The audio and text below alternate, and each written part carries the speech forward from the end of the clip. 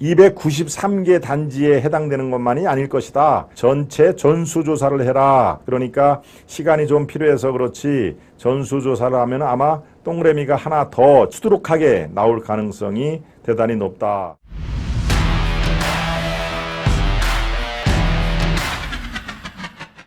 예, 우리 집도 순살 아파트냐? 예, 순살 아파트는 게 이제 사실 뭡니까?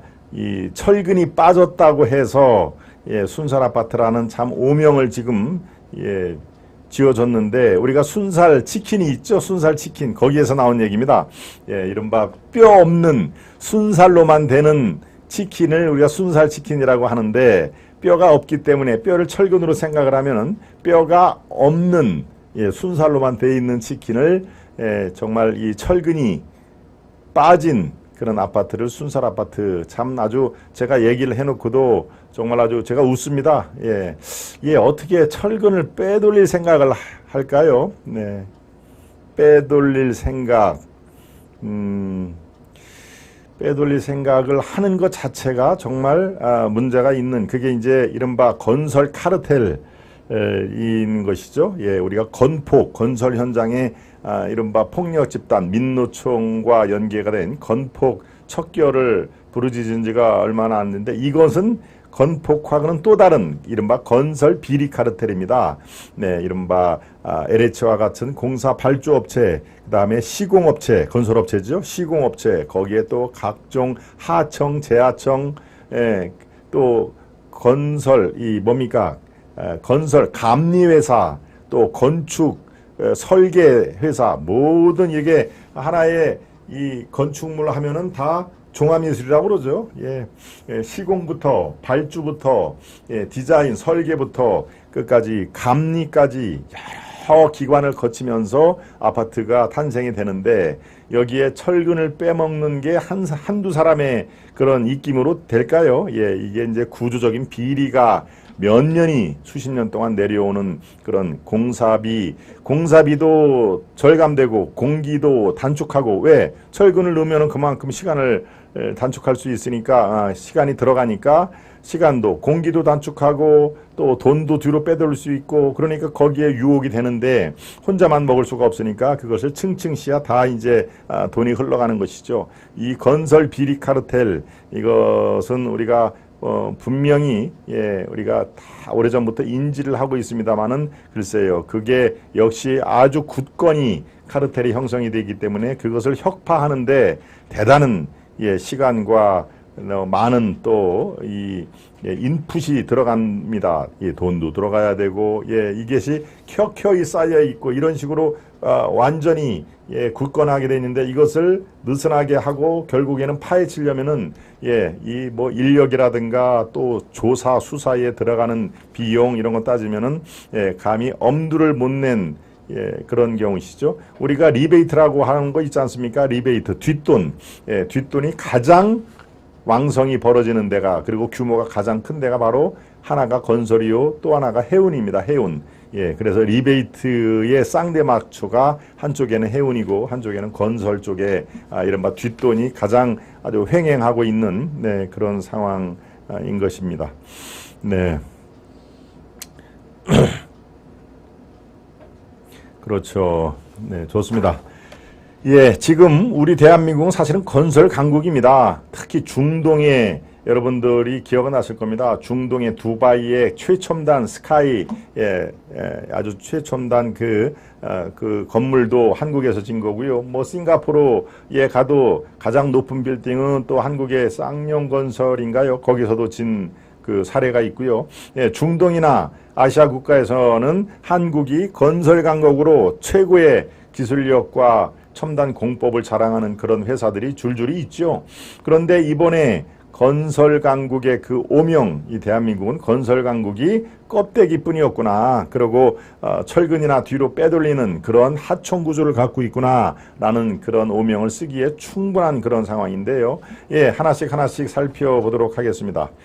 지금 아파트가 293개 단지, 여기에 무량판 지하주차장, 지금 현재가 이제 문제가 되는 것이 사람이 살고 있는 그 아파트가 아니라 예, 무량판 구조, 여기에 무려 아파트 293개 단지가 해당이 되는데요. 일단 무량판 구조를 조금 설명을 해드리겠습니다. 여러분들이 각종 매체를 통해서 아시겠는데요. 일단 그 오른쪽에 용어 설명을 먼저 설명을 드리고요. 네, 오른쪽에 그 무량판 그 용어 설명 그걸 좀 그래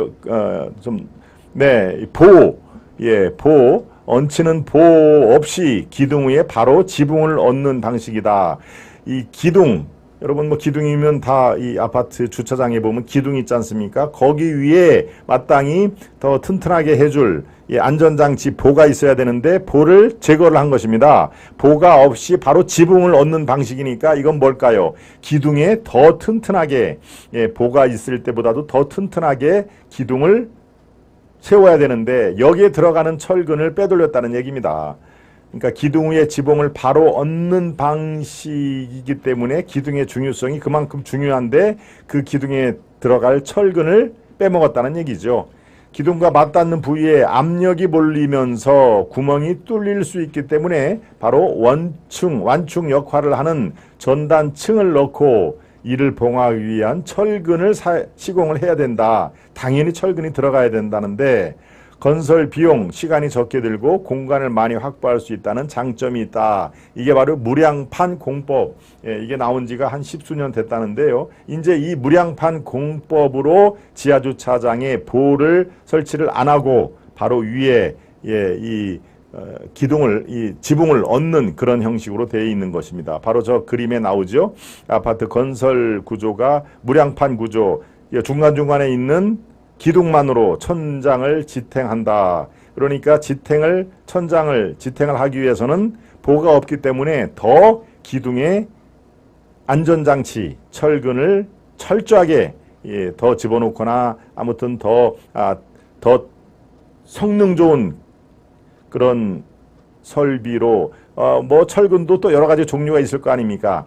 그런 게 더 안전성을 강조를 해야 됨에도 불구하고 오히려 이것은 철근을 빼먹었다. 이거는 정말 어떻게 됩니까? 사형감이죠, 사형감. 아이고 무너지면 무너져라. 나는 나만 괜찮으면 된다더라라고 하는 그런 사고방식이 바로 저 위에 관련 공무원부터 하청, 재하청에 걸리면서 빼먹으면서 그들의 이권 가르들은 더 공고해졌다 하는 얘기입니다. LH 점검 검사에서는 보강 철근이 설계에 아예 반영되지 않았거나 시공 과정에서 고의로 누락한다는 얘기시죠. 지금 아파트 구조, 건설 구조가 저렇게 되어 있습니다. 오른쪽에 보면 기둥식 구조, 라멘 구조라는 얘기죠. 기둥과 기둥을 잇는 보가 천장을 받침. 이제 저 그림을 보면 조금 기억이 나시죠? 기둥과 기둥을 잇는 보, 이렇게 가로지르는 그 기둥식 보가 천장을 받쳤다. 이게 더 안전한데 이른바 건설비가 적게 들어가고 공기를 단축할 수 있는 이제 저 무량판 구조가 건설회사는 아무래도 돈이 적게 들어가니까 선호할 수밖에 없는 것이죠. 그러니까 그럴수록 저 기둥에 더 단단한 철근과 더 평소에 적정한 그 수량보다도 더 많이 안전에 신경을 써야 함에도 불구하고 오히려 철근을 빼먹는 그런 현상이 벌어졌다. 이건 뭐 있을 수가 없는 얘기입니다. 정말 이건 불특정 다수를 죽어도 좋다 하는 얘기입니다. 그렇죠? 불특정 다수, 나는 저기에 안 살면 돼. 저기에 누가 살던가, 저기에 무너져서 아주 뭐 여러 사람이 다치거나 사망을 하는 경우에도 나만 안 다치면 돼 라고 하는, 저걸 미필적 고의라고 합니다. 법률 용어로 미필적 고의. 반드시 누구를 특정해서 죽이려는 생각은 안 했습니다만은 미필적, 그렇지만 다른 사람이 많이 죽어도 상관없다 하는 게 바로 미필적 고의라는 얘기죠. 그런 의미에서 저건 정말 뭐 방송 용어로는 적절하지 않지만은 아주 저게 관련된 사람은 글쎄요, 우리 국민 감정으로 따지면은 사형을 집행해도 사실은 뭐 무방할 정도로 그렇게 저게 무너지면 도대체 어떡하라고 철근을 빼돌려서 저렇게 이 대한민국을 평지풍파로 만드냐 하는 그런 얘기를 합니다. 지금 여러 가지 지금 문제가 터져 나오고 있습니다. 아파트 도면이 있습니다만은 도면도 제대로 못 읽는 우리나라가 건설 강국이 맞느냐 하는 그런 지탄의 소리가 나오는 얘기고요. 아파트 도면도 못 읽는다는 얘기는 다른 층 도면을 보고 짓는 사례가 나오고요. 하중 계산도 없는 그런 지금 이 증언과 제보가 수두룩하게 나오고 있습니다. 도면을 자기 제대로 된 층별로 도면이 따로가 있지 않겠습니까? 그런데 제때 제곳에 있는 도면을 보는 게 아니라 엉뚱한 층의 도면을 보고 여기는 이렇게 저기는 이렇게 라고 지금 설명을 해야 되는 거 아니겠습니까? 네. 그러니까 층 도면도 제대로 보지를 못하는, 그것을 제대로 읽지도 못하고, 예, 그런 그 관리소, 뭐 감리업체, 하청에 재하청에 있는 사람들도, 예, 층별 도면도 제대로 볼 줄 아는 사람도 별로 없었다라는 증언이 여기저기서 지금 수두룩하게 나오는 얘기입니다. 자, 이런 상황에서 철근 누락으로, 예, 아파트 지하 주차장이